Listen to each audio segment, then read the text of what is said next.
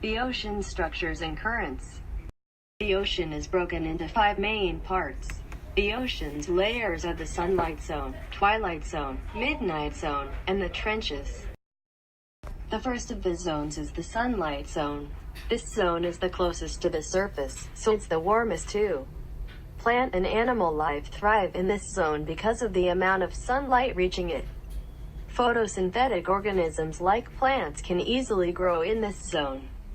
At the end of the sunlight zone, the ocean floor suddenly begins to slope downwards. This is called the continental shelf, which is the submerged border of one of the continents like Europe or Asia. The continental slope marks the beginning of the twilight zone. The twilight zone begins at about 200 meters beneath sea level and is much colder and darker than the sunlight zone. This extreme change of temperature is called the thermocline. After the twilight zone comes the midnight zone. No sunlight reaches this zone, so there are no photosynthetic organisms and most of the creatures are blind. The abyssal zone has very little life and has no light reaching it. There are no plants and almost no animals. The trenches are the deepest part of the ocean. The Mariana Trench is the deepest of these trenches. Trenches are formed when tectonic plates meet and are pushed beneath each other. This is also where you can find the Ring of Fire, a huge arc of volcanoes around the Pacific Ocean. Ocean currents are also an important part of the ocean structure.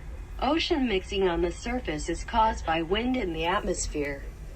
These currents follow the wind's patterns throughout the atmosphere, but the Coriolis force bends the currents at a 45-degree angle from the wind.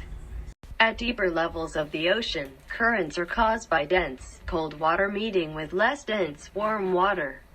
This process is called thermohaline circulation, also called the global conveyor belt.